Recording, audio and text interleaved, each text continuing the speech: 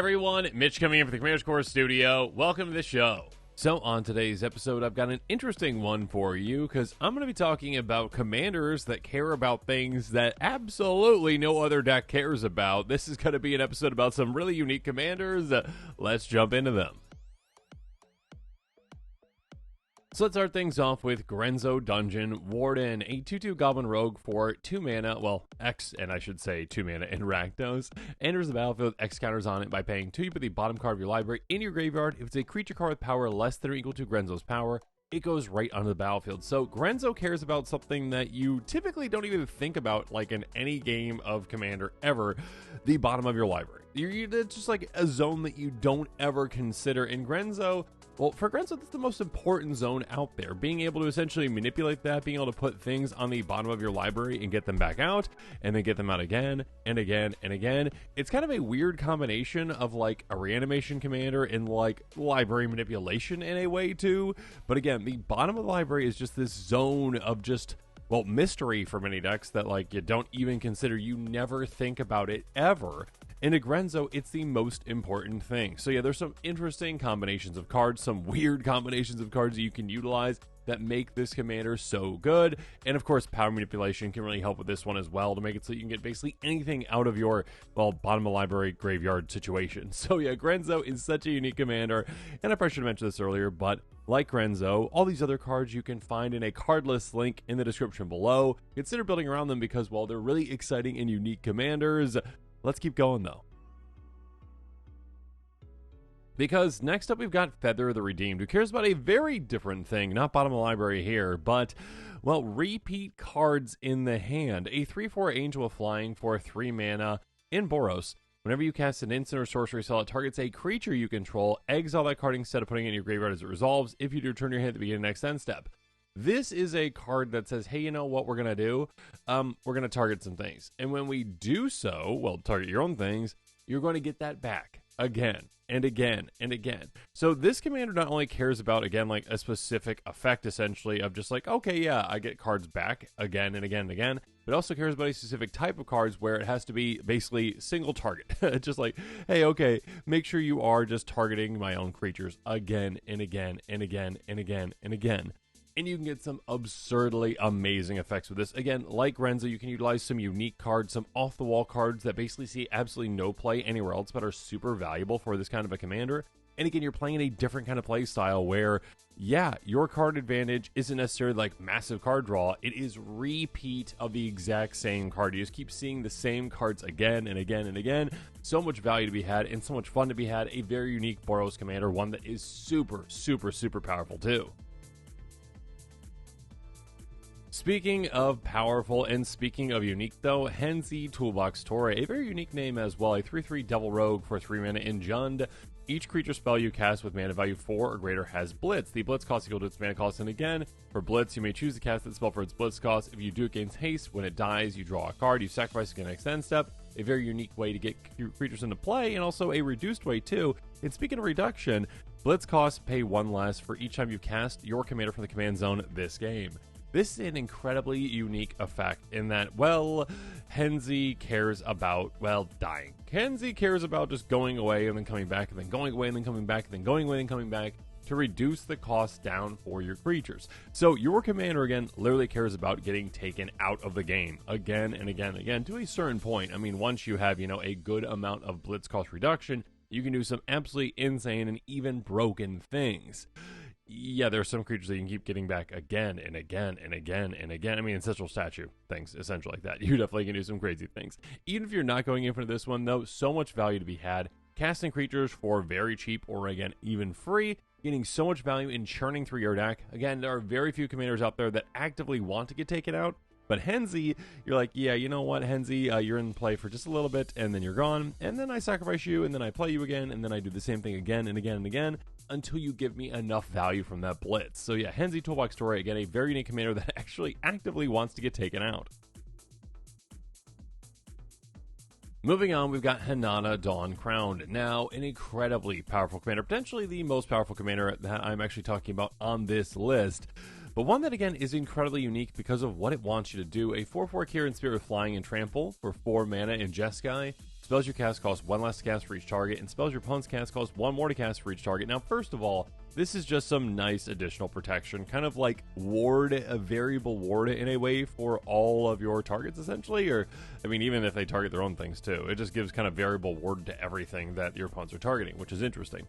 That being said, with this, yeah, this one giving you cost reduction again, like we talked about with Henzie, can be a very powerful thing. And this one is very specific because it's actually like you want to just target all the things. The more things that you target, the better your spells are going to be. The more cost reduction you get, the more value you're going to get out of those spells. So this commander, again, cares about very specific kinds of spells. Again, mass target spells. You can get so much cost reduction that your opponent's heads will spin because you're going to be playing spell after spell after spell, getting so much incredible value and doing so many crazy things. And on a Dawn Crown is so much fun. So incredibly powerful, though, and yes, again, so very protected. It can really throw a wrench in your opponent's plans, but it also can give you just a big leg up on them with the amount of value that you're getting out of those mass target spells. Next up, Mairsil the Pretender. Now, this one is incredibly specific on what it wants to do and what it cares about. A 4/4 Human Wizard for 4 mana in Grixis. Enters the battlefield, you may exile an artifact or creature card from your hand or graveyard, put a cage counter on it.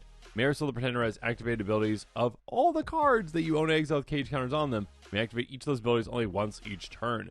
This is a crazy, interesting, and unique commander, one that no other commander really is like at all. This is one that says, hey, you know what, I'm kind of like a clone-ish, but in a weird way where, like, I am just saving up things with cage counters and exile. I'm, like, literally just saying, hey, you know what, let's get specific cards either in my hand or my graveyard, and then just go, okay, now you're gone forever, except I kind of mold you into my commander in a way.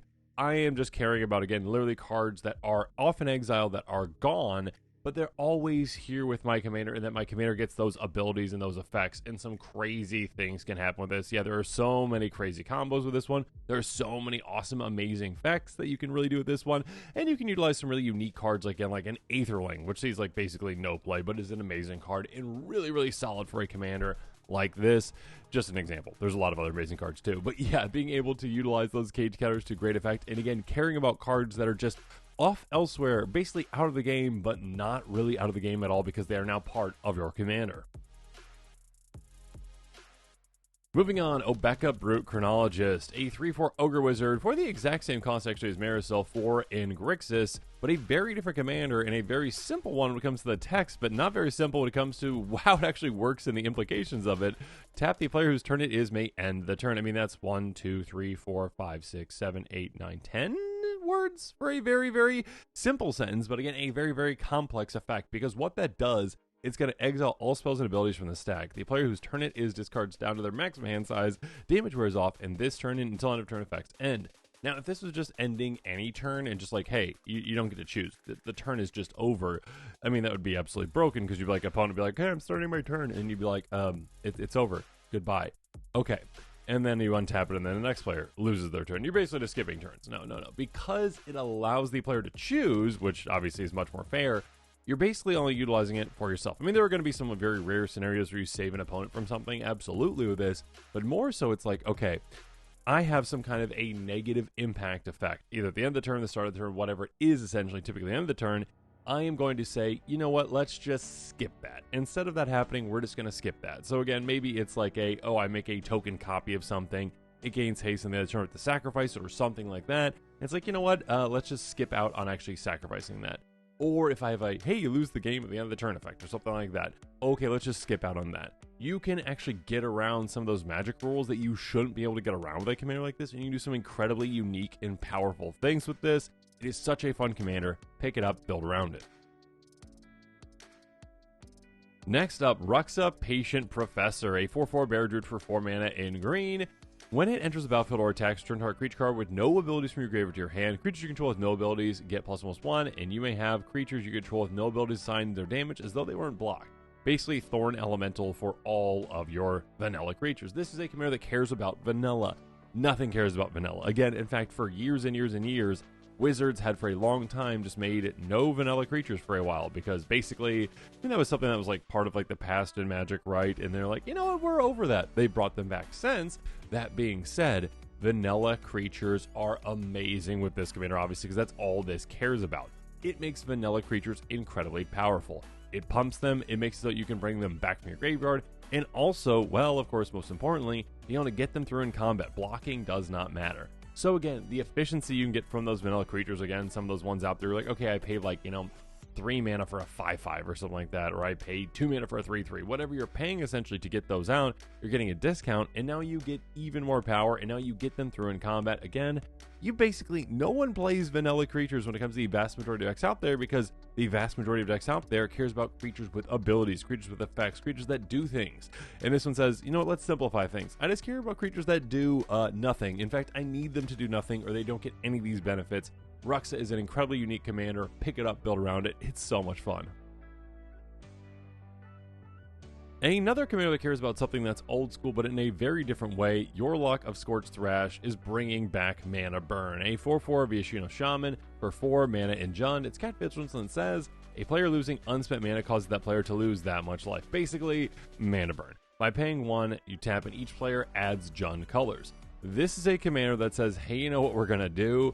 Well, we're going to give out a lot of mana. We're going to have so many ways to double up mana. We're going to have ways to give everyone extra lands. We're going to have ways to give everyone extra mana from this. And what we're going to be doing is just pumping everyone full of mana and making it so that your opponents probably can't utilize that mana in very effective ways, and making it so that you can utilize the mana. You've got those mana sinks. You've got ways to essentially make it so that you're not mana burning, but your opponents are burning. Your opponents are, well, really regretting their decisions when it comes to utilizing so much mana, because, well, sometimes you just don't have anywhere to spend it, and that's where you get burned. Yurlok of Scorch Thrash again brings back a mechanic, a rule essentially that was in Magic for a long time, especially when I was playing when I was younger, and then when I left and came back, it was gone. The rule was gone, the rule was changed. It makes sense of the change. This one says, hey, you know what? Let's bring it back old school, and let's make it so that Mana Burn is back on the menu, and you know what? Yeah, the extra mana I'm giving you is not going to be a blessing. It's going to be a curse. You're going to burn. And speaking of blessings and curses, well, Zedruu the Greathearted has a big heart, but yeah, maybe it's not in the right place. I don't know, because this is a 2/4 Minotaur Monk for 4 mana and Jeskai that just wants to give gifts, but they're really bad gifts. At the beginning of your upkeep, you gain X life and draw X cards, or X the number of permanents you own that your opponents control by paying Jeskai colors. Target opponent gains control target permanent you control. This is a gift-giving commander that, again, is a bit backhanded in what it does, because what you're going to be doing is, yes, benefiting from your opponents having your things, but of course you're going to be giving them things that either they can't use, that only benefit you for them having them, or that actively hurt them for having them. Again, cards that essentially like, oh yeah, I got a benefit from this entering the battlefield, but it's a massive downside for me to actually have this in play for myself, or just literally something that isn't actively a massive downside for me to have. And then I give it to an opponent, and it shuts their deck down, all while benefiting me for them having it. So yeah, this is a commander that essentially goes, hey, you know what I'm going to do? I'm going to give you the worst things you could possibly have. This is a commander that cares about just, again, the most awful, worst cards in the world that you would never have ever in any deck out there. But because you're able to go, oh, it's not my card now, it's your card, you're able to make it so that your opponents are the ones that take the brunt of those bad decisions. So yeah, this is a very unique commander. Build around it. It is a blast to play. And finally, we've got Arjun the Shifting Flame, a 5/5 Sphinx Wizard flying for 6 mana, and is it? Whenever you cast a spell, put the cards in your hand on the bottom of your library in order, in any order, and then draw that many cards. So with this one, this is a commander that says, hey, you know what I care about? I literally care about just getting a new hand every single time I basically do anything. You are just going absolutely crazy, just drawing cards, casting a spell, drawing a brand new hand, casting a spell, drawing a brand new hand, casting a spell, you see where this is going. This is a spell-slinging commander that doesn't care about planning for the future. It's one that cares about, well, the chaos incarnate of essentially just drawing a brand new hand every single time you take any kind of an action, any kind of a spell you cast. There's a lot of ways to take advantage of this, ways to take advantage of drawing cards, whether that's dishing out damage based on drawing cards, whether that is essentially, drawing extra cards for the cards that you're drawing, whether that is ways to essentially, chain spell after spell after spell to wheel even further. This is one that eventually says, hey, you know what? We're not really planning ahead. What we are doing is just adjusting to our brand new hand every single time. Again, a unique commander that really cares about, the chaos of Magic and just drawing brand new hands all the time. This is Arjun, the Shifting Flame. And with that, this episode is coming to a close. Comment below with your thoughts on it. And of course, as always, thanks again and have a good one.